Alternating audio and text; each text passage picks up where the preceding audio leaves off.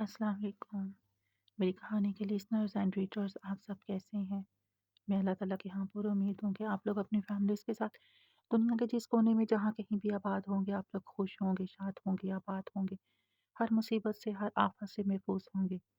آپ نہ صرف اپنا بلکہ اپنی فیملیز کا بھرپور خیال رکھ رہے ہوں گے۔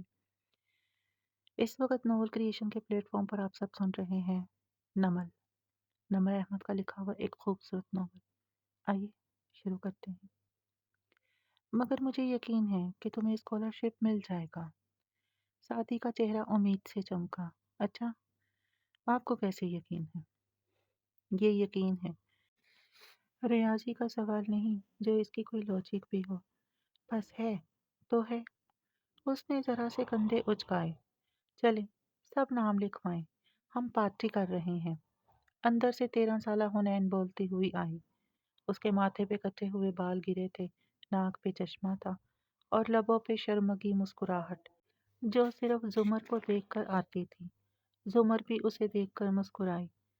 حنین نے ایک فہرست سامنے رکھی اور ہاتھ میں پین پکڑے بہت سمجھداری سے اعلان کیا، سوموار کی شام ہم پارٹی کریں گے۔ میں دہی بلے لاؤں گی اور سیم تم برگرز لاؤ گے، تحکم سے سیم سے کہا۔ وہ جلدی جلدی سر اس بات میں ہلانے لگا۔ سیم کی چیز ہمیشہ امی لاتی تھی۔ اور پھپھو آپ؟ سمر کو دیکھ کر پوچھتے اس کی آنکھوں میں وہی شرمگی مسکان پھر سے جلملانے لگی۔ میں لزانیہ لاؤں گی۔ اور امی آپ؟ حنین نے زور سے آواز دی۔ کچن سے آواز واپس آئی، میں فروٹ چاٹ لاؤں گی۔ اب سب نے سوالیہ نظروں سے سعدی کو دیکھا تو وہ ایک گال کھجاتا ہوا بولا، میں برتن لاؤں گا۔ حنین نے بھویں ناراضی سے بھینچی۔ فوراً پھپھو کو پکارا، پھپھو بھائی کو کہیں کہ یہ سموسے لائیں گے۔ اتنا کچھ تو ہے، پہلے تو وہ تو کھاؤ کٹو۔ کوئی بہانہ نہیں سعدی، تم سموسے لاؤ گے۔ زمر نے مسکراہٹ دبا کر اسے تنبیہ کی۔ وہ منہ میں کچھ بڑبڑا کر سر جھٹک کر رہ گیا۔ حنین کے ناراض تاثرات نارمل ہوئے۔ اس نے بڑے جوش سے سعدی کا نام لسٹ میں لکھ لیا، پھر باری باری سب سے سائن کروائے۔ تب ہی امی نے پکارا تو وہ پھپھو کا باکس لینے کچن میں بھاگی۔ زمر نے پانی مانگا تو سعدی بھی پیچھے ہی گیا۔ زمر نے پرس سے سن گلاسز نکالے اور آہستہ سے صوفے کے نیچے کارپیٹ پہ رکھ دیے، پھر سیدھی ہو کر بیٹھ گئی۔ ندرت ڈبہ لے آئی تو وہ سب اسے چھوڑنے دروازے تک آئے۔ حنین فوراً واپس آ کر لاؤنج کی کھڑکی کا پردہ ہٹا کر دیکھنے لگی۔ زمر اور سعدی کار کے پیچھے کھڑے تھے۔ زمر اندر بیٹھنے لگی، پھر کسی احساس کے تحت بیگ کھولا، ادھر ادھر دیکھا۔ حنین چونکی، پھر فوراً صوفے تک آئی، چیزیں ادھر ادھر کی، اوپر نیچے دیکھا، گلاسز نیچے گرے پڑے تھے۔ اوہ! پھپھو پھر کچھ بھول گئی، فاتحانہ خوشی سے کہتی وہ اینک اٹھا کر دروازے کی طرف بھاگی۔ زمر واپس آ رہی تھی۔ ادھر اس نے دروازہ کھولا، ادھر حنین نے شرمیلی مسکراہٹ کے ساتھ گلاسز والا ہاتھ بڑھایا۔ میں شاید اپنے اوہ! زمر کا سوال مکمل بھی نہ ہوا تھا کہ حنین کو دیکھ کر لبوں پہ مسکراہٹ بکھر گئی۔ اس نے اینک پکڑی اور ہولے سے حنا کا گال تھپ تھپایا۔ میری زندگی میں ہونے کے لیے شکریہ حنا۔ اب کہ وہ گئی تو حنین واپس صوفے پہ آ بیٹھی۔ اسے دوبارہ کھڑکی میں نہیں کھڑے ہونا تھا، کیونکہ زمر بھول صرف ایک دفعہ کرتی تھی، حنین امید صرف ایک دفعہ لگاتی تھی۔ اس نے میز سے لسٹ اٹھائی تو فوراً اسے مسکراہٹ اورن چھو ہوئی۔ وہاں سعدی کے نام کے آگے لکھا سموسے کاٹ کر برتن لکھا تھا، اور بھائی خود غائب تھا۔ حنین نے غصے سے چلانے کے لیے منہ کھولا، مگر پھر خود ہی ہنس پڑی اور برتن کو دوبارہ سموسے کر کے لاؤنج کے کونے میں رکھی کمپیوٹر ٹیبل پہ آ گئی۔ ادھر اس نے کمپیوٹر آن کیا، ادھر سیم ساتھ والی کرسی پہ آ بیٹھا۔ وہ گیم کھیلنے لگی تو وہ دیکھے گا، یہی دستور تھا، یہی معمول تھا۔ ڈائننگ ٹیبل پہ کریلے گوشت کے قریب مٹر قیمہ بھی ایک چھوٹے ڈونگے میں رکھا تھا، اور فرحانہ بیگم اس میں چمچ سے سالن نکالتی کہہ رہی تھی، مرچیں ندرت ہمیشہ سے تیز ڈالتی ہیں، آپ اگر تمہیں دینا ہی تھا تو وہ سالن دیتی جس میں مسالہ کم ہو، مگر نہ جی۔ سربراہی کرسی پہ براجمان بڑے ابا रोटी का निवाला तोड़ रहे थे और दाएं हाथ बैठी जुमर पानी का घूंट भर रही थी। दोनों ने नहीं सुना। असल में पता होता है ना इसको कि हम दोनों बूढ़ों ने भी खाना है और मिर्चें हमें कितना नुकसान करेंगी। अब की बार यूसुफ खान ने खफगी से उनको देखा। बूढ़ों की फहरिस्त आप खुद तक महदूद रखिए बेगम, मैं अभी इसमें शामिल नहीं हुआ हूँ। जुमर ने मुस्कुराते हुए मुंह में मौजूद लुकमा चबाया और फिर उनको मुतवज्जा किया। पता है आजकल मेरी क्लास में कौन आ रहा है? कहकर उसने दूसरा लुकमा मुंह में रखा और लब बंद किए। बहुत निफासत से उसे चबाती रही और वो दोनों उसको देखते रहे। जब निकल चुकी तो बोली, फारिस खासी, नुसरत भाभी का सतीला भाई जो इंटेलिजेंस में होता है। फरहाना हैरान हुई, फिर मशकूक, तुम्हारी क्लास में वो क्या कर रहा है? हाँ जुमर, उसने मुझे बताया था कि एलएलबी कर रहा है, इससे उसको तरक्की के चांसेस ज्यादा मिलेंगे। ये लड़के भी ना पढ़ाई से भागने के लिए फोर्सेस में जाते हैं और फिर वहां पढ़ते भी हैं और भागते भी हैं। क्या नुसरत ने जिक्र किया था पहले? उनको नजरअंदाज किए फरहाना तेजी से बोली, किया होता तो मैं तबादले में इसकी मदद ही करवा देती। वो सलाद की प्लेट उठाकर कांटे से कुछ खीरे अपनी प्लेट में निकाल रही थी। अब तुम ज्यादा अच्छी ना बनना कि इसके सौतेले भाई को फेवर देने लग जाओ। जुमर ने गिलास से घूंट भरा, गीले लब नैपकिन से थपथपाए और सर उठाकर अम्मी को संजीदगी से देखा। अम्मी, एक चीज अभी से क्लियर कर लेते हैं। यूनिवर्सिटी मुझे इवनिंग क्लासेस लेने का एक माकूल मुआवजा देती है और इस मुआवजे को हलाल करने के लिए ज़रूरी है कि मैं यूनिवर्सिटी के साथ किए कि अपने माहदे को पूरा करूं, जिसके तहत मैं हर स्टूडेंट की गैर मशरूत मदद करने की पाबंद हूँ। और इसलिए मैं ज़ाती ताल्लुक़ की बिना पर ना किसी को नुकसान पहुँचा सकती हूँ और ना ही ज़ाती ताल्लुक़ की बिना पर गैर ज़रूरी फ़ायदा दे सकती हूँ, फिर चाहे भाभी का भाई हो या सलीम दर्जी का बेटा। जो भी मेरे पास मसला लेकर आएगा मुझे उसे हल करना होगा। बहुत नरमी और रसान से उसने कहा, मगर आम हालात में शगुफ्ता रहने वाली फरहाना नुदरत के जिक्र पे खफा सी होकर बर्तन उठाने लगी। हाँ हाँ, मैं तो कहकर ही फंस जाती हूँ। बस तो आप अच्छा खाना बनाकर भी जाती हैं, क्योंकि हम टीचर्स शायद अगले माह वन डिश रखें, तो इसमें भी मुझे ऐसे ही करेले गोश्त बनाकर दीजिएगा, क्योंकि माओ के हाथ के करेले कभी कड़वे नहीं होते। हाँ, तो बुरा खाना बनाया है मैंने कभी? अब की नाराज़ी मसनूई थी। उनके जाते ही यूसुफ साहब फौरन जुमर की तरफ मुड़े। फारस का हर तरह से ख्याल रखना, कोई भी ज़रूरत हो तो उसकी मदद ज़रूर करना। जैसा कि मैंने अभी कहा, बिला ज़रूरत कोई फ़ायदा दूंगी ना बेवजह कोई नुकसान। वो कंधा उचकाकर टूथपिक निकाल रही थी। वैसे आपका जिक्र कर रहा था वो, सरसरी सा कहा। बड़े अब्बा चौंके, किचन को देखा फिर इसको। अच्छे लोगों की अच्छी आदतों में से एक दूसरों को अच्छे लफ्ज़ों में याद रखना भी होती है। आप ये कहने के लिए तमहीद बांध रहे हैं कि आपने कभी कोई इसकी मदद नहीं की? तुमसे किसने कहा है? जब आप आखिरी दफ़ा मैंने चेक किया था तो मेरे ऊपर वही तो उतरी नहीं थी। वो बहुत इत्मीनान से नैपकिन से हाथ साफ कर रही थी। फिर क्या मदद की थी आपने उनकी? तुम तिल मिलाकर फिर से किचन को देखा। तुम मेरे घर का माहौल ख़राब करने पे तुली हो। अगर आपके मुंह से निकलने वाले अगले अल्फाज मेरे सवाल के जवाब के अलावा हुए तो मैं यही सवाल थोड़ी देर बाद गर्मा गर्म चाय के साथ दोहरा दूंगी। अब वो हथेली पे चेहरा टिकाए मुस्कुराकर इनको देख रही थी। इतना भी नहीं किया कुछ खास जितना वो याद रखता है। वो ज्यादा पढ़ नहीं सका था। माँ ने थोड़ा बहुत रुपया पैसा छोड़ा। उससे छोटी उम्र में कारोबार करने की कोशिश की तो सब डूब गया। ऊपर से कर्जा भी चढ़ गया। उसके मामू काफी अमीर आदमी हैं, मगर उनसे मांगते इसकी नाक आड़े आती थी। इसलिए मैंने उसकी मदद की थी कर्जा उतारने में, और फिर एजेंसी में नौकरी के लिए भी थोड़ी बहुत कोशिश की। हालांकि वो मेरिट पे सिलेक्ट हुआ, मगर इसको भी मेरे खाते में डाल देता है। अब तो सारा कर्जा लौटा भी चुका है, फिर भी भूलता नहीं है। तो अच्छी बात है ना, जिंदगी भर ज़िंदगी बन गई उसकी, इसीलिए याद रखता है। वो कोहनियाँ मेज़ पे टिकाए अब फिर से पानी पी रही थी। बड़े अब्बा नैपकिन हटाकर उठे और कोने में लगे सिंक के ऊपर खड़े हाथ धोने लगे। जुमर घूंट-घूंट पानी पीती मुस्कुराकर अपने अब्बा को देखती रही, जो वाकई अभी बूढ़ों और मासूरों की फहरिस्त में शामिल नहीं हुए थे। दरवाज़ा ज़ोर-ज़ोर से बजा। 1, 2, 3। सादी ने "आ रहा हूँ" कहते राहदारी पार की। दोबारा दस्तक हुई, बेल भी बजी। ओहो! उसने दरवाज़ा खोला। सामने फ़ारस खड़ा था। यार मामू, मैं खोल ही रहा था, आप। गड़बड़ाकर वो चुप हुआ।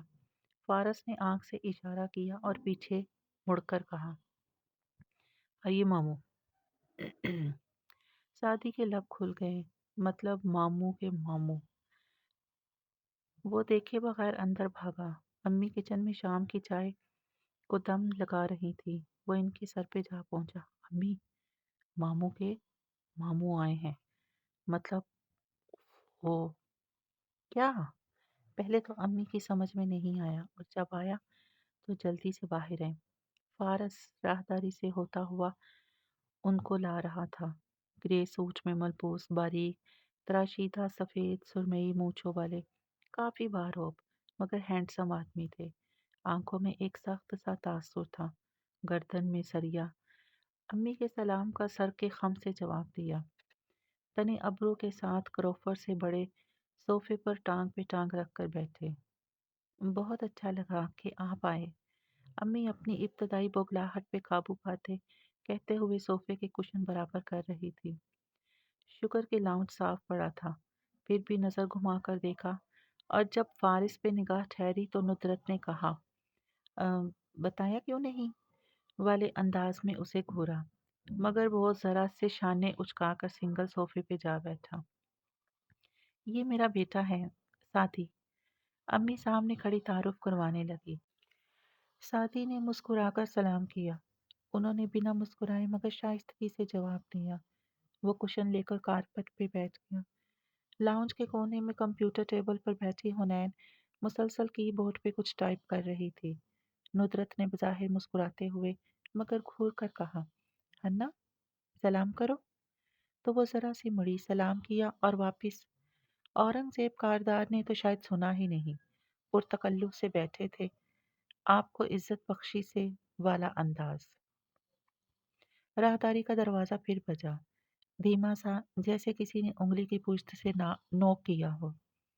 सादी फौरन उठा तो कारदार साहब बोले, मेरा बेटा होगा। काल सुनने रुक गया था। सादी राहदारी में आया तो वो इधर खुले दरवाजे में खड़ा था। उसने टाई और वेस्ट भी पहन रखी थी, बस कोट नहीं था। टाई पिन, कफ लिंक्स, जूते, हर शय अपनी आप बताती थी। हर शय अपनी कीमत आप बताती थी और इससे ज्यादा बेशकीमत इसकी मुस्कुराहट थी। मैं हाशिम हूँ, हाशिम कारदार। मेरे डैड तो गालिबन अंदर है। वो मुस्कुराते हुए अपनायत से बोला था। सादी जल्दी से उस तक आया। जी वो अंदर है। मैं सादी यूसुफ हूँ। उसने भी मुस्कुराकर बताया। अंदर आने का रास्ता दिया। हाशिम नुदरत से भी इसी मुस्कुराहट के साथ मिला।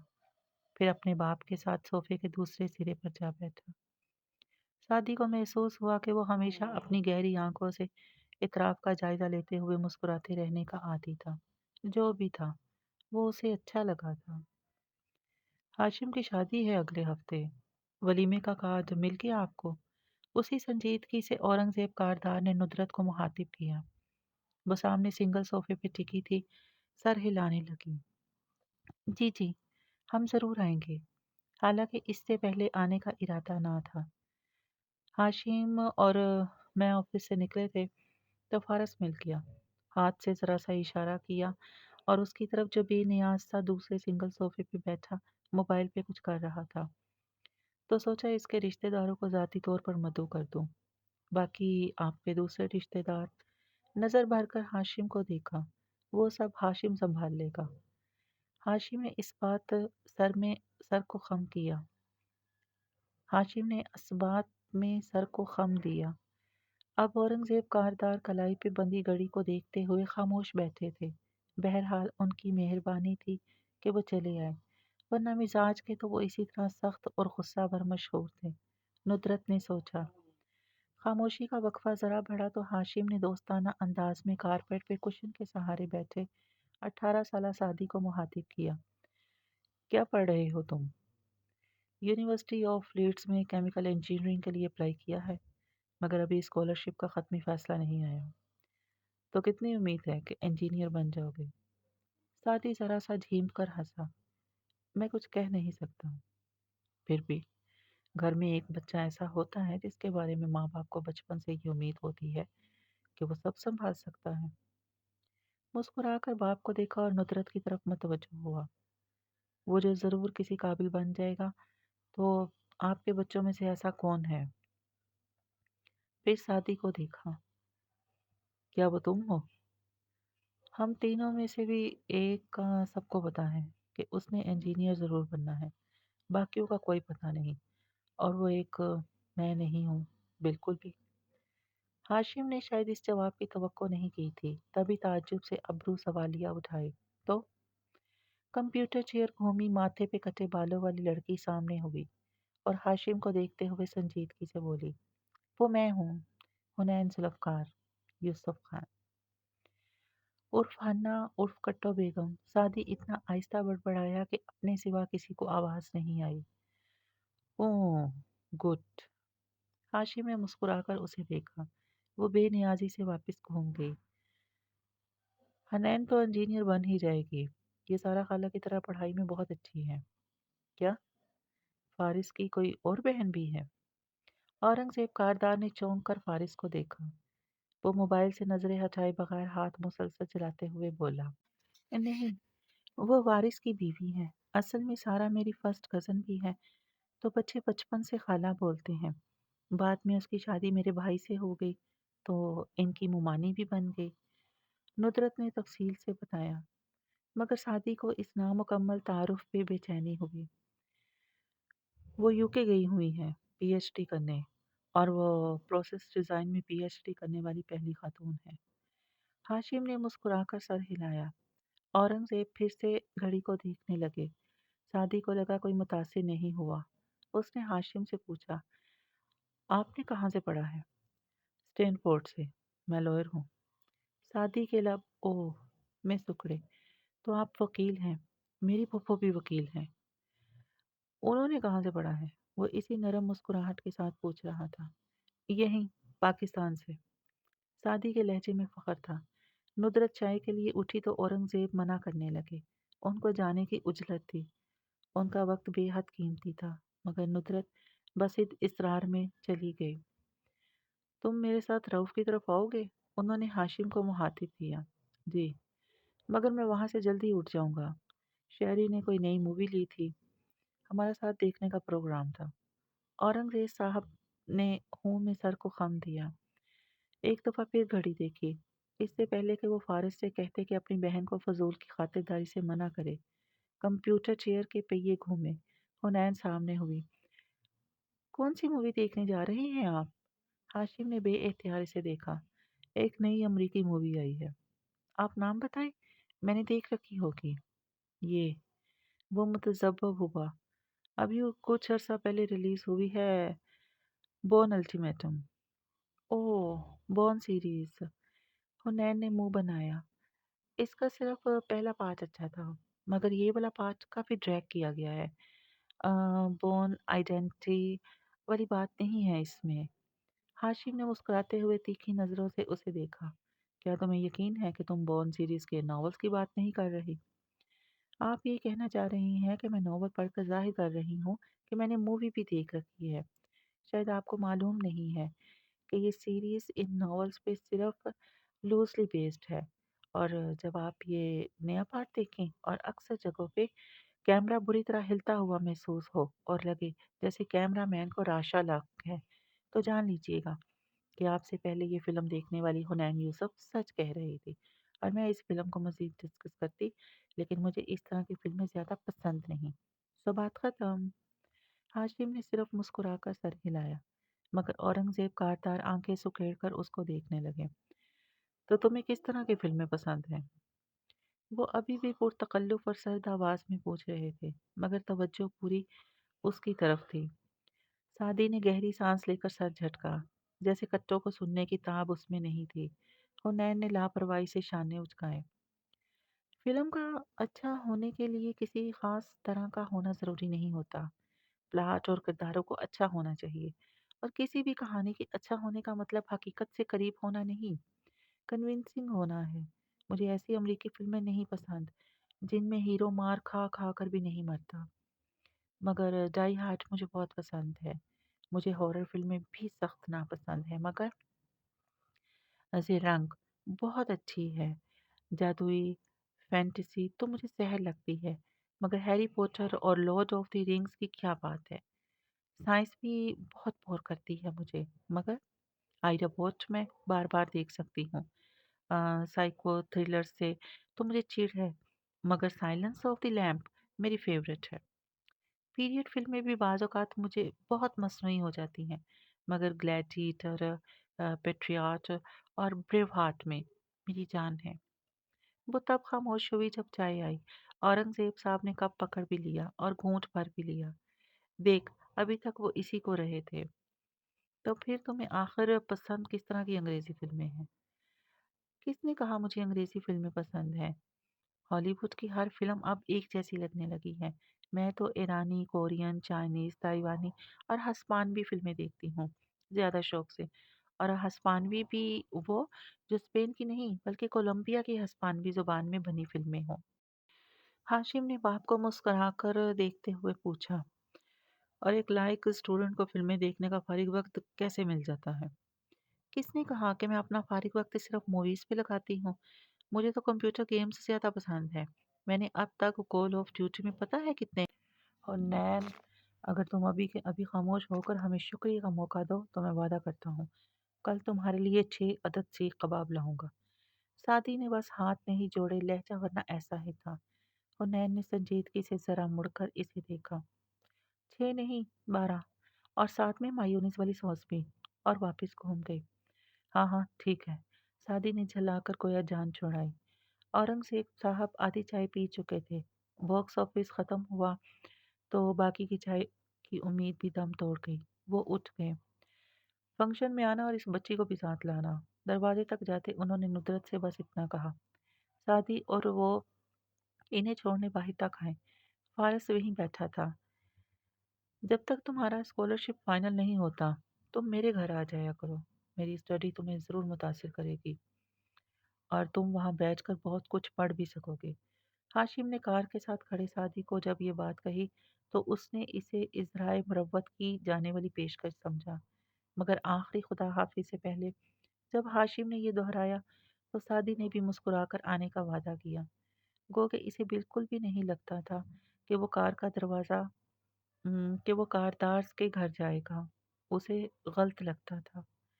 जुमर फ़ोन कान से लगाए लाउंज में बेचैनी से टहल रही थी। उसकी आंखों में शदीद इज़्तिराब रकम था। दूसरी जानब घंटी जा रही थी। दफ़्फ़तन वो रुकी। जी, मैं ज़ुमर बात कर रही हूँ। जी बिल्कुल।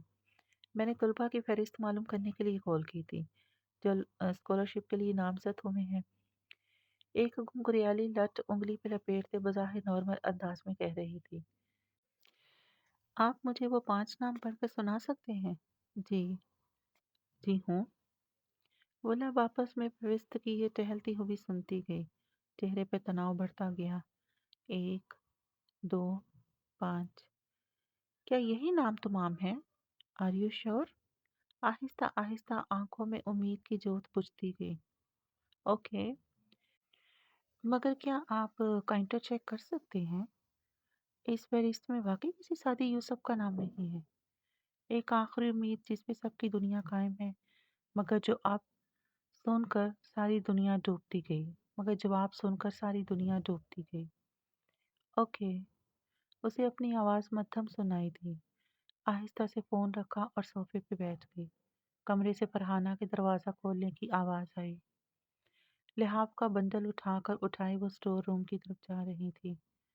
उसे जर्द शल सा बैठे देख कर रुकी। क्या हुआ?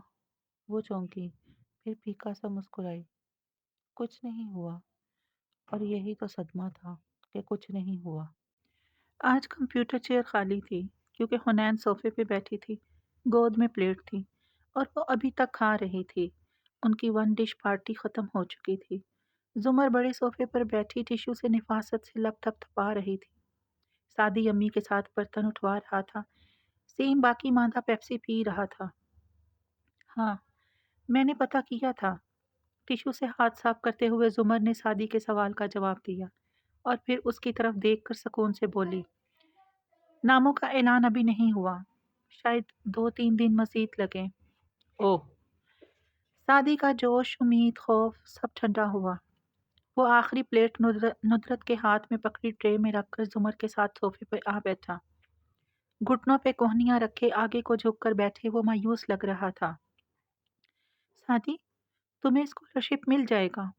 بعض دفعہ لوگ میرٹ پہ اسکالرشپ نہیں بانٹتے بلکہ ناانصافی کر جاتے ہیں۔ اس کے باوجود تمہارے ساتھ ناانصافی نہیں ہوگی۔ اس نے سادی کے کندھے کو تھپکا۔ وہ ہوں کہہ کر مسکرا دیا، مگر وہ بد دل زیادہ تھا۔ تب ہی جب گھنٹی بجی تو اس نے کہا، سیم موٹے آلو، جاؤ جا کر دروازہ کھولو، کبھی کوئی کام بھی کر لیا کرو۔ سیم نے فوراً تعمیل کی۔ جب وہ واپس آیا تو اس کے پیچھے فارس تھا۔ چوکھٹ پہ وہ ذرا دیر کو جھجکا۔ زمر بھی اسے دیکھ کر ذرا زیادہ سیدھی ہوئی۔ سوری، میں غلط وقت پہ آ گیا۔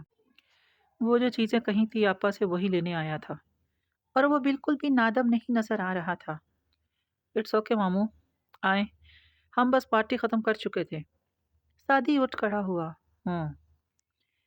میں بھی بس نکلنے والی تھی۔ اور آپ ٹھیک ہیں؟ زمر اپنی چیزیں سمیٹتے ہوئے اسے دیکھ کر ذرا سا تکلفاً مسکرائی۔ فارس نے قدرے تعجب سے اسے دیکھا اور میز کی حالت کو۔ پارٹی واقعی ختم ہو چکی تھی۔ صبح آپا نے کہا تو تھا کہ زمر اور بچوں نے شام کو پارٹی کرنی ہے۔ میں لیٹ ہو گیا، یا ان کے 6 جلدی بج گئے۔ اس نے سوچا، پھر سر جھٹکا۔ اسے کیا، وہ تو اپنی چیزیں اٹھانے آیا تھا۔ ہاں ٹھیک ہے، اسے کل صبح لینی تھی وہ چیزیں، لیکن اگر جلدی آ گیا تو کیا ہوا؟ ہاں، یا I'm fine۔ اس نے کندھے اچکائے، پھر کچن کی طرف رخ کر کے آواز دی، آپا میرا بیگ دے دیں تو میں جاؤں۔ اوہ، تم ابھی آ گئے، میں سمجھی کل آؤ گے۔ ندرت ہاتھ صاف کرتی حیرت سے ادھر آئی۔ اچھا بیٹھو، میں لاتی ہوں۔ زمر نے اپنی چیزیں سمیٹ لی تھی، صرف کار کی چابیاں ہاتھ میں پکڑ رکھی تھی۔ اب اسے اٹھنا تھا، مگر حنین سامنے بیٹھی بہت ہی دل جمی سے پنجر سے بوٹی الگ کرتی کھا رہی تھی۔ زمر نے اسے دیکھا تو وہ ادھر ہی دیکھ رہی تھی۔ گھر کا سب سے پر اعتماد بچہ پھپھو کے دیکھنے پہ شرما جاتا تھا۔ مسکرا کر کھانے لگی۔ زمر بھی مسکرا دی اور فارس کو دیکھا جو ابھی تک کھڑا تھا۔ سادی نے سنگل صوفے کی طرف اشارہ کیا، بیٹھ جائیں، یہ کاٹتا نہیں ہے۔ مگر وہ نظر انداز کر کے آپا کی طرف بڑھ گیا جو اندر سے اس کا بیگ لا رہی تھی۔ کیا بس یہی بھجوایا ہے سلیم انکل نے؟ اس نے بیگ کو ہاتھوں میں لے کر ٹٹولا، جیسے وزن چیک کیا۔ ہاں، ایک دفعہ تسلی کر لو، سب کچھ پورا ہے۔ وہ بیٹھ گیا، بیگ کی زپ کھولی۔ زمر بھی بے اختیار دیکھنے لگی۔ باقی سب کو شاید پتا تھا کہ اندر کیا ہے۔ فارس نے ہاتھ ڈال کر بندوق نکالی، لمبی نالی والی اینٹیک گن۔ الٹ پلٹ کر دیکھا، پھر اندر موجود گولیاں چیک کی۔ سب پورا تھا۔ یہ ہمارے ابو کے ایک دوست تھے، ان کو شکار کا بہت شوق ہے۔ فارس کو ان کی کوئی گن اچھی لگی تو انہوں نے اس کے لیے بھجوا دی، مگر اس کو ضد تھی کہ یہ خریدے گا، تحفہ نہیں لے گا۔ یوں کرتے کرتے ان کو باہر جانا پڑ گیا تو پیمنٹ ملنے کے بعد میری طرف ڈراپ کروا دی۔ ندرت نے زمر کو دیکھتے ہوئے وضاحت دی۔ فارس نے زپ بند کر کے سر اٹھایا تو وہ اسی کو دیکھ رہی تھی۔ آپ کو گنز پسند ہیں؟ تعجب سے اس نے ابرو اٹھائی۔ فارس نے 2-3 سیکنڈ اس کی آنکھوں میں دیکھا، پھر ابرو اچکا کر بولا، بہت زیادہ، کیونکہ گنز انسانوں کو نہیں مارتی، انسان انسانوں کو مارتے ہیں۔ میرا یہ مطلب نہیں تھا۔ اور آپ کی پڑھائی ٹھیک جا رہی ہے؟ اس نے بات بدلی۔ صوفے کے کنارے ٹکی وہ بس جانے کی تیاری میں تھی۔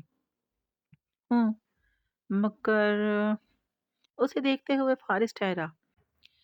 آپ نے جو پچھلے ہفتے ہینڈ آؤٹ فوٹو کاپی کروا کر کلاس میں دیا تھا وہ مجھے نہیں ملا۔ اوہ، مگر وہ تو آپ کے آنے کے بعد دیا گیا تھا۔ شاید ابھی میری کوئی اہمیت نہیں ہے وہاں۔ اس نے شانے اچکا دیے۔ زمر فکر مند ہوئی۔ پھر تو آپ کو وہ تینوں ٹاپک سے سمجھ میں نہیں آئے ہوں گے۔ سب اوپر سے گزر گیا۔ ہاتھ سے سر کے اوپر اشارہ کیا۔ اگر آپ کے پاس وقت ہو تو۔ جی بالکل، میں کل نہیں پرسوں۔ تھوڑی پہ انگلی رکھے اس نے سوچا۔ ہاں پرسوں آپ میرے پاس آئیے گا کلاس سے پہلے، میں تب تک آپ کے لیے وہ نوٹس دوبارہ کاپی کروا دوں گی۔ Sure, thanks. اس نے بس اتنا کہا۔ حنین اب ہاتھ دھونے کچن میں جا چکی تھی۔ زمر جانے کے لیے اٹھ گئی، مگر اٹھنے سے پہلے اس نے چابیاں کشن کے پیچھے رکھیں اور ان کو دیکھے بنا کھڑی ہوئی۔ فارس نے بیگ کندھے پہ ڈالتے ہوئے کن اکھیوں سے یہ دیکھا تھا، اسے چھوڑنے باہر کیا۔ حنین واپس آئی تو وہ جا چکی تھی۔ وہ ایک دم کھڑکی کے پاس جا کر کھڑی ہو گئی اور پردہ ہٹا کر باہر دیکھنے لگی۔ فارس پتلیاں سکیڑ کر اب وہ اور حنین کو دیکھ رہا تھا۔ دفتن وہ چہکی، چہرے پہ سارے زمانے کی خوشی دار آئی۔ پھپھو پھر بھول گئیں، اور جلدی سے صوفے تک آئی، اوپر نیچے ہاتھ مارا، کشن پرے کیا۔ یہ رہا چابیوں کا گچھا۔ اس نے فاتحانہ انداز میں وہ اٹھایا اور راہداری کی طرف لپکی۔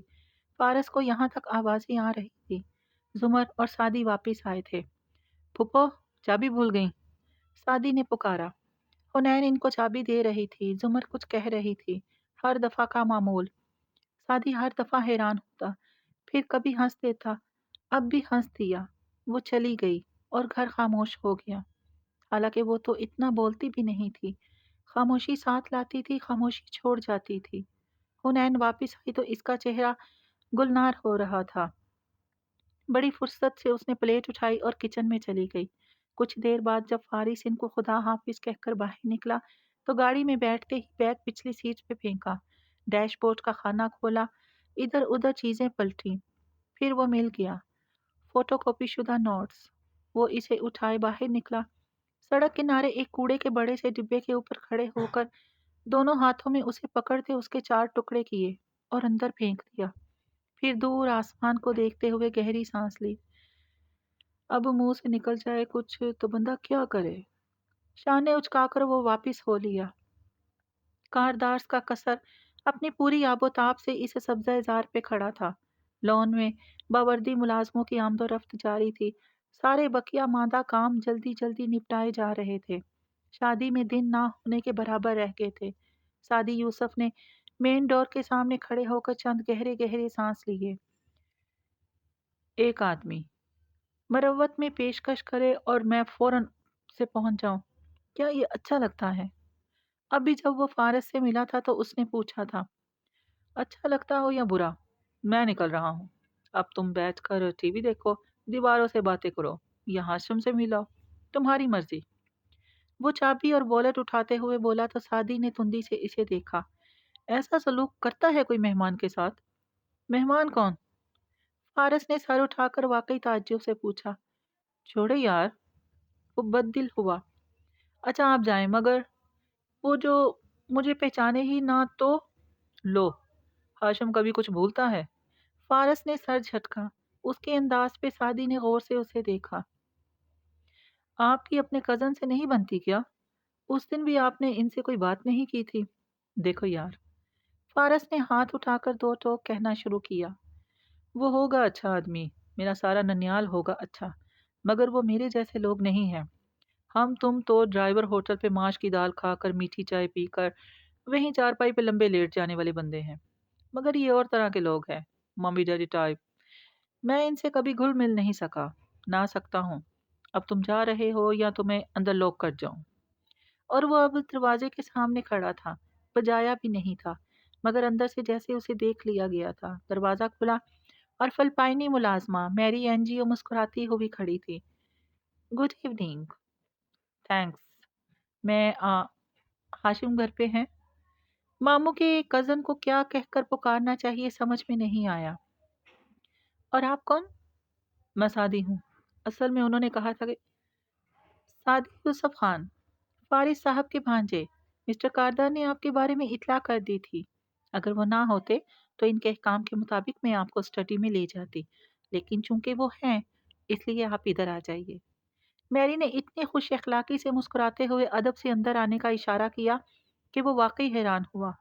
بہرحال اس کا اعتماد بڑھا، وہ اندر آیا، نگاہیں گھما کر اونچے اور عالیشان لیونگ روم کا جائزہ لیا، اور پھر جو کہتا ہے کہ اسے خوبصورتی متوجہ نہیں کرتی، وہ اس دنیا کا سب سے بڑا جھوٹا ہے، اور متاثر تو وہ بھی ہوا۔ کتنا بڑا اور پیارا گھر ہے، مگر اتنا ہی کہ اللہ ان کو نصیب کرے، آمین۔ اور بس۔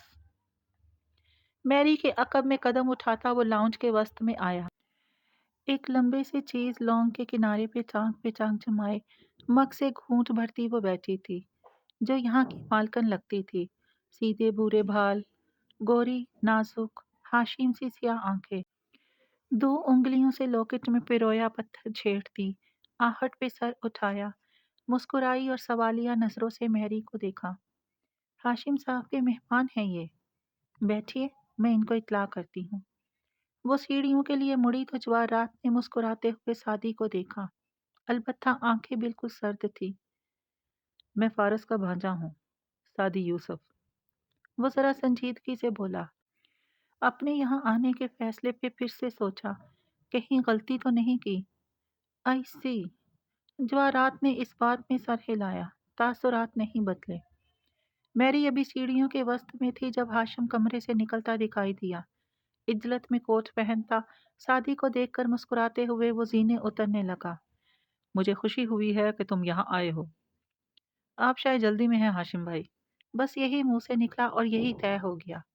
ہاشم اتر آیا تھا، مسکرا کر اس کا شانہ تھپکا۔ میں واقعی جلدی میں ہوں، اور مجھے واقعی بہت ضروری کام ہے، مگر تمہیں میں اپنی اسٹڈی دکھانا چاہوں گا، اور یہ میں اپنی خوشی کے لیے کر رہا ہوں۔ پھر ماں کو دیکھا۔ کیا تعارف ہو چکے؟ اپنے سوال کا جواب خود ہی سمجھ کر آؤ، کہتا اسے اوپر لے آیا۔ سیڑھیوں کے اختتام پر پہنچ کر سعدی نے نگاہ موڑی۔ نیچے جواہرات ہنوز اسے دیکھ رہی تھی۔ وہ اس کے آنے پہ خوش ہے یا غصے میں؟ غصے میں ہے۔ اس کے تاثرات یہ بتانے سے قاصر تھے۔ وہ سر جھٹک کر ہاشم کے پیچھے ہو لیا۔ وہ وسیع اور طویل اسٹڈی تھی، کتابوں کی سلائڈنگ ریکس، ان کے پیچھے مزید ریکس، شیلف، ٹیبلز۔ سعدی نے ستائش سے آگے پیچھے گردن گھمائی۔ واو، آپ تو واقعی پڑھنے والے آدمی لگتے ہیں۔ ہاشم کا دوستانہ رویہ اس کو مزید پر اعتماد کر رہا تھا۔ اس کی بات پہ ہاشم ہنس دیا۔ تم آج کی شام میری کتابوں کے نام کرو، مجھے ایک کال کرنی ہے، پھر نکلنے سے قبل میں خدا حافظ کرنے آؤں گا، مگر تم کھانا کھائے بغیر نہیں جاؤ گے؟ نہیں، اٹس اوکے، میں… وہ شرمندہ ہوا، مگر ہاشم مسکراتا ہوا پلٹ چکا تھا، ساتھ ہی وہ موبائل پہ نمبر بھی ڈائل کر رہا تھا۔ وہ ایسا ہی تھا، بہت اعتماد سے ایک ہی وقت بہت سے محاذوں کو نپٹانے والا۔ نیچے جواہرات مگ کے آخری گھونٹ بھر رہی تھی۔ سر اٹھا کر اس نے ہاشم کو اسٹڈی سے نکل کر اپنے کمرے میں جاتے دیکھا تو مگ رکھ کر کھڑی ہوئی۔ باریک ہیل سے چلتی وہ لاؤنج کے سرے پر بنے اپنے کمرے تک آئی۔ اندر کا دادم آئینے کے سامنے کھڑے اورنگزیب ٹائی کی نوٹ درست کر رہے تھے۔ ایک سوٹ میں ملبوس ملازم ان کے کوٹ کو کندھے سے ہلکا سا برش کر کے پیچھے ہو کر تنقیدی نگاہوں سے جائزہ لے رہا تھا۔ کیا تم مجھے میرے شوہر کے ساتھ تنہا چھوڑو گے؟ مسکرا کر کہتی جواہرات آئینے کے سامنے آ کھڑی ہوئی۔ ملازم سر ہلا کر فوراً سے پہلے باہر نکل گیا۔ کف لنکس اٹھاتے اورنگزیب نے ایک ناپسندیدہ نظر اس پہ ڈالی۔ کیا ہاشم تیار ہو گیا؟ پہلے وہ تمہارے بھانجے کے رشتہ داروں کی خاطر مدارت تو کر لے، ویسے اس کام کے لیے کیا تم بہت نہیں تھے؟ مسکراہٹ ہنوز لبوں پہ تھی، مگر آنکھیں سلگ رہی تھیں۔ فارس کے رشتہ دار جب چاہے ادھر آ سکتے ہیں، اس کو اس کی ماں کا جائز حصہ میں نے کبھی نہیں دیا۔ تمہارے لیے اب اور کیا چاہتی ہو؟ اور انیکسی؟ وہ اس کے حصے سے بہت کم ہے، تم جانتی ہو۔ تلخی سے کہتے ہوئے وہ ٹائی پن لگا رہے تھے۔ تمہارے بس میں ہوتا تو اسے اور بھی بہت کچھ دے دیتے، مگر وہ خود ہی کچھ لینے میں انٹرسٹڈ نہیں۔ کتنا اچھا ہو اگر تم اپنی شکل مجھے کم سے کم دکھایا کرو۔ وہ آئینے میں خود کو دیکھتے ماتھے پہ بل لیے بولے تھے۔ جواہرات کی مسکراہٹ ختم ہو چکی تھی، بامشکل اس نے ضبط کیا۔ میں جا رہی تھی، مگر تم سے مخاطب ہونے کی تکلیف میں نے صرف اسی لیے اٹھائی کہ اگر ہم تینوں جا رہے ہیں تو فارس کا رشتہ دار میرے گھر میں اکیلا کیوں ہے؟ کیا تمہارا دوسرا بیٹا اپنے کمرے میں اپنی ناکامی کا سوگ نہیں منا رہا؟ वो जो मेज़ से पर्स उठाने आई थी, रुकी, झपट कर पर्स उठाया और घूमकर उसके सामने आई। उसे नाकाम मत कहो औरंगज़ेब, वो अगर पहले नंबर पे नहीं आता तो दूसरे नंबर से नीचे भी नहीं जाता। अगर वो स्टैनफोर्ड या हार्वर्ड नहीं जा सका, तब भी 3 बेहतरीन यूनिवर्सिटीज़ इसे अप्रूव कर चुकी हैं। और एक दफ़ा तुम इसका डीएनए टेस्ट क्यों नहीं करा लेते, ताकि तुम्हें भी मालूम हो जाए कि वो तुम्हारा ही बेटा है, और शायद फिर तुम उसकी कदर करना शुरू कर दो। शेरनी बफर चुकी थी। औरंगज़ेब अब कॉलर दुरुस्त कर रहे थे। वो मेरा बेटा है, मुझे अजीज़ है, इसलिए जहाँ उसे देखना चाहता हूँ वो वहाँ नहीं है। अच्छा होता सिर्फ हाशिम जैसा होना नहीं होता। वो फारिस की बहन के बच्चे, वो मुझे ज़्यादा काबिल लगे थे। जवाहरात शोलाबार आंखों से उन्हें घूरती रही, फिर तेजी से पलट गई। बाहर आकर उसने मुअद्दब खड़ी मैरी को रोका। फारिस के रिश्तेदार को चाय वगैरह भिजवा देना, फिर रात का खाना खिलाए बगैर मत जाने देना, और इस पर नज़र भी रखना। गहरी नज़रों से घूर कर कहा। मैरी ने सर हिलाया। ऊपर हाशिम अपने कमरे से निकलकर स्टडी में जाता दिखाई दे रहा था। अंदर सादी एक कुर्सी पे बैठा किसी किताब के सफ़े पलट रहा था। वो इतना महव था कि जब हाशिम उसके करीब आया तो भी नहीं हिला, बस पढ़ता रहा। हाशिम ने गर्दन तिरछी करके किताब का सरे वरक देखा। ये कहाँ से निकाल ली तुमने? मैं तो इसे भूल भी चुका था। सादी चौंका, फिर उसे देखकर जल्दी से खड़ा हुआ। ओह, मेरा ख्याल था आप जा चुके हैं। बल्कि आप जाइए हाशिम भाई, वरना मुझे लगेगा कि मैं आपको डिस्टर्ब कर रहा हूँ।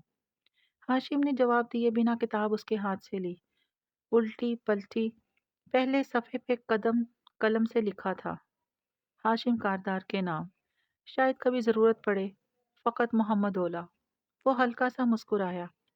मोहम्मद ओला और मोहम्मद सानी, ये दो जुड़वा भाई थे मेरे साथ लॉ स्कूल में। मोहम्मद ओला ने मुझे ये किताब दी थी। वो खुद किसी ट्रॉमा से गुजरा था तो उसको शायद इस किताब ने ठीक होने में मदद की थी। वट एवर, मुझे तो याद भी नहीं ठीक से। वो इसकी पुश्त को पढ़ने लगा। ये 13वीं सदी के किसी मुसलमान आलम की लिखी गई किताब है। मैंने तब पढ़ी थी, अच्छी थी, मगर अब भूल चुका हूँ। क्या तुम्हें पसंद आई? उसने चेहरा उठाकर सादी को देखा। बहुत ज्यादा। अजीब जाम है इसमें, जैसे मैं शेख के ज़माने में वापस चला गया हूँ। हाशिम ने किताब मेज पे रखी, झुककर खड़े हुए कलम निकालकर पहले सफ़े पे मोहम्मद ओला के दस्तखत तले लिखा, for the reading player of सादी यूसुफ। नीचे अपने साइन की ये तारीख डाली और किताब बंद करके उसे थमाई। पहली दफ़ा मेरे पास से कोई खाली हाथ नहीं जाता। अरे थैंक यू, मगर इसकी ज़रूरत नहीं थी। वो शर्मिंदा हुआ। ज़रूरत मुझे भी नहीं थी, मगर तुम ज़हीन लड़के हो और मैं ज़हीन लोगों से मुतासिर नहीं होता। मैं सिर्फ ज़हीन जमा मेहनती लोगों से मुतासिर होता हूँ, और तुम वो भी हो। खाना खा कर जाना। कंधा थपक कर बिल्कुल किसी बड़े भाई की तरह। वो कोच का बटन बंद करता मुड़ गया और तेज तेज बाहर निकल गया। क्या बंदा है, सादी ने सताइश से सोचा था। मैडम रिमशा के ऑफिस में खामोशी छाई थी। मेज के दोनों सिरों पे चाय के कप धरे थे। मैडम की तरफ वाला तो आधा खाली था, मगर जुमर की चाय बालाई की तह तले छुपी ठंडी हो चुकी थी। वो तनी हुई गर्दन और इससे ज्यादा तने हुए नकूश के साथ सामने बैठी खातून को देख रही थी। आप क्या कहना चाह रही हैं? खुलकर कहें जुमर, उन्होंने बहुत सुकून से कहा। जुमर ने सर को इस बात में जुम्बश दी। मैं खुलकर बात करने ही आई थी, क्योंकि मुझे लगता है मिसेस रमशा बिलकरामी कि आपने मेरिट पे स्कॉलरशिप देने की बजाय इन उम्मीदवारों को दिए हैं, जिनके तालीमी इदारों या खुद उन्होंने आपको इस काम के लिए कमीशन दिया है। और मुझे ऐसे मत देखें, क्योंकि मुझे यकीन है कि ऐसा ही हुआ है। और मैं जुमर यूसुफ हूँ, इसलिए मैं करूँगी ये कि मैं आपके इदारे के खिलाफ एक चार्ज शीट तैयार करूँगी और पिछले 10 साल के रिजेक्ट हुए उम्मीदवारों को तलाश करके सामने लाऊंगी, जिनका हक बिल्कुल सादी की तरह मारा गया था। और मैं उनका मुवाजना उन बच्चों से करूँगी जिनको आपने स्कॉलरशिप दिए हैं। और ना सिर्फ ये मुवाजना मीडिया पे आएगा, बल्कि आपके असासों और बैंक बैलेंस की तमाम तफसील समेत मैं कोर्ट में जाऊंगी, जिसके नतीजे में आपको अपनी जॉब छोड़नी पड़ेगी। आपका घर, बच्चे, सब मुतासिर होंगे। इसलिए आप हर उस बच्चे का नाम लिस्ट से खारिज करें जिसको नाजायज स्कॉलरशिप दिया गया है। वो खामोश होकर पीछे हुई तो मैडम रिमशा ने सर हिलाया। तहम्मुल से जैसे एक गहरी सांस खारिज की और इसी इत्मीनान से उसे देखा। आपने कह लिया जुमर, और अब मैं आपके कहने की मुंतजिर हूँ। उसका लहजा बेलचक था। मैडम रिमशा झुकी, दराज से एक फाइल निकाली, सीधी होकर उसके आगे रखी और बोली, इसके पहले सफ़े पे शादी का एकेडमिक रिकॉर्ड और तमाम कवायद हैं, और अगले सफ़ों पे उन 5 बच्चों के। इसे एक नज़र देख लीजिए। इसके बाद आप जिसका नाम कहेंगी मैं निकाल कर शादी का डाल दूंगी। जुमर ने तुंदी से उनको देखते फाइल उठाई, खोली और पहला सफ़ा सामने किया। शादी के कवायद पढ़ते गर्दन मजीद ऊंची हुई, आंखों में फख्र धर आया। अब्रू उठाकर उनको जताती नजरों से देखा और फिर निगाहें झुकाकर सफ़ा पलटा। तने हुए तासरात के साथ वो पढ़ती गई, सफ़े उलटती गई। आहिस्ता आहिस्ता नकूश ढीले हुए, कंधे जरा ढलकने, भूमें खफकी मगर पिसपाई से बिंची। फाइल खत्म करके वो कितनी ही देर उसको देखती, लब काटती रही। अब इनमें से किसका नाम आप निकलवाना चाहती हैं जुमर? उन्होंने नरमी से पूछा। जुमर ने खामोशी से उनको देखा और फाइल आहिस्ता से मेज पे डाली। जुमर, अपने बच्चे हम सबको प्यारे होते हैं, चाहे वो प्यारे ना भी हों। वो हम सबको काबिल लगते हैं, चाहे वो काबिल ना भी हों। आप ये कह रही हैं कि शादी मुस्तहिक नहीं था। मैं ये कह रही हूँ कि कुछ बच्चे शादी से ज्यादा मुस्तहिक थे। जुमर ने आंखें बंद करके कनपट्टी मसली। वो बेहद थकावट का शिकार लग रही थी। आई एम सॉरी, मगर इससे ज्यादा काबिल और गरीब बच्चे थे, वो 5। मेरी जगह आप होती तो आप भी यही फैसला करती। जुमर ने बंद आंखों के साथ इस बात में सर हिलाया। अभी कुछ देर वो आंखें नहीं खोलना चाहती थी। ख्वाब टूट चुका था, नींद खुल चुकी थी, मगर वो कुछ देर और इसी ख्वाब में रहना चाहती थी। क्या उसने किसी और स्कॉलरशिप प्रोग्राम में अप्लाई नहीं किया? जुमर ने आंखें खोली। सारे ख्वाब हवा में तहलील हो गए। फिर किसी मुस्कुराहट के साथ उसने नफी में गर्दन हिलाई। वो कर चुका है, वहां भी नहीं मिला। I am sorry. वो अफसोस से उसे देख रही थी और जुमर भी उनको देखती कुछ सोच रही थी। जहन मुंतशिर था, सोचें भटक रही थी, मगर वो नुक्ता सामने था जिस पे उसे पहुंचना था। अभी नहीं तो कभी नहीं। मिसेस रिमशा, क्या आप मुझे एक फेवर देंगी? किताब हाथ में लिए वो पढ़ते पढ़ते बालकोनी में जा बैठा था। बाहर शाम अभी हल्की नीली थी, दूर तक फैला सब्जाजार और वहां से नजर आती फारस की अनेक्सी। लाइब्रेरी की बालकोनी के दाईं तरफ हाशिम की बालकोनी थी और उसके मजीद परे एक और बालकोनी। अलबत्ता वो एक दूसरे से जुदा थी। किसी दूसरी बालकोनी तक जाने के लिए आपको अंदर से ही जाना पड़ता। सादी इस सब से बेखबर रहता अगर उसे वो आवाज़ ना आती, ऐसी आवाज़ जैसे कोई दम घुटने की कैफियत में खांसने की कोशिश कर रहा है। उसने चौंक कर सर उठाया, फिर इधर उधर देखा। हाशिम की बालकोनी से परे एक दूसरी बालकोनी के कमरे के खुलते दरवाजे पे वो बैठा था, घुटनों में तकरीबन सर निवाड़े, खांसता, कै करने की कोशिश करता। वो कम उम्र नौजवान लगता था। ना वो कमरे के अंदर था ना बाहर, ना होश में ना बेहोश, दरमियान में था कहीं। किताब फेंक कर वो अंदर भागा, लाइब्रेरी से निकलकर रेलिंग के ऊपर आया, बदहवासी से इधर उधर देखा, फिर नीचे जवाहरात के सोफे पे उसी के अंदाज में मैरी बैठी मग से कॉफी पी रही थी। बाकी सब सुनसान पड़ा था। सुनो, ऊपर आओ जल्दी, उसने पुकारा। मैरी गड़बड़ाकर उठी, फिर संभल कर सीढ़ियों तक आई। सादी तब तक आगे जाकर हाशिम के साथ वाले कमरे का हैंडल घुमाने लगा था। वो लॉक्ड था।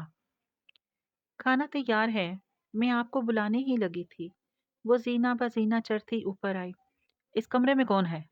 आ, ये नौशेर वहाँ है, मगर वो उसे दरवाजे से जोर आजमाई करते देख कर रुक गई। इसे खोलो, वो ठीक नहीं है। वो अब दरवाजे को धक्का दे रहा था। मैरी की हालत पे गुस्सा गालिब आने लगा। वो तेजी से उसके सामने आ गई।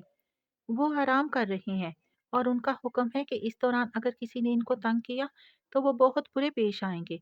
इसलिए बेहतर है कि आप मेरे साथ डाइनिंग हॉल। अगर वो लड़का मर गया तो तुम्हारी मालिक तुम्हारी जान लेने में कितने सेकंड लगाएंगे, हाँ? वो इसकी तरफ मुड़कर इतने गुस्से में बोला कि मैरी चुप हो गई। ओके, मैं चाबी लाती हूँ, ये ऐसे नहीं खुलेगा। वो आपके जरा तेज रफ्तारी से नीचे गई। اس کے واپس آنے تک سعدی مسلسل دروازے کو زور زور سے ٹھڈے مار رہا تھا۔ چابی ملی تو وہ پیچھے ہوا۔ دروازہ کھلا تو بالکونی کا منظر دوسرے زاویے سے سامنے آیا۔ چوکھٹ پہ قریباً اوندا گرا لڑکا، منہ سے نکلتا جھاگ، حلق سے آتی عجیب آوازیں۔ سعدی تیزی سے اس کی طرف لپکا۔ ہاں، میری کا منہ کھل گیا۔ تم ٹھیک ہو؟ سنو، ادھر دیکھو۔ وہ جلدی جلدی لڑکے کو سیدھا کرتا اسے جگانے کی کوشش کرنے لگا۔ اس کی رنگت متغیر ہو رہی تھی، آنکھیں کھل بند ہو رہی تھیں۔ تم فکر مت کرو، تم بالکل ٹھیک ہو جاؤ گے۔ ہم تمہیں ہاسپٹل لے جا رہے ہیں، تم سونا نہیں، جاگنے کی کوشش کرو۔ اس کا چہرہ تھپ تھپا تھا، وہ پریشانی کے عالم میں کہہ رہا تھا۔ نوشیروان نے ادھ کھلی آنکھوں سے دھندلا سا منظر دیکھا۔ اس پہ جھکا لڑکا، چھوٹے گھنگریالے بال، پریشان آواز۔ اس کا ذہن تاریکی میں ڈوبتا گیا۔ گاڑی تیار کرواؤ اور ملازموں کو ادھر بھیجو، اسے اٹھانا ہے۔ دیکھ کیا رہی ہو، جلدی کرو۔ وہ میری کو ہکا بکا کھڑے دیکھ کر چیخا تھا۔ میں مسز کاردار، ان کو بعد میں اطلاع کرنا، پہلے گاڑی نکلواؤ، جاؤ۔ میری سچ بتا کر بھاگی۔ یہ سب اس کے لیے بہت اچانک اور غیر متوقع تھا۔ لاؤنج میں ٹی وی مدھم آواز میں چل رہا تھا۔ بڑے ابا اینک لگائے صوفے پہ بیٹھے اخبار پڑھ رہے تھے۔ زمر نے چائے کے 2 کپ میز پہ رکھی اور خود سامنے جا بیٹھی۔ الائچی اور دار چینی کی مہک۔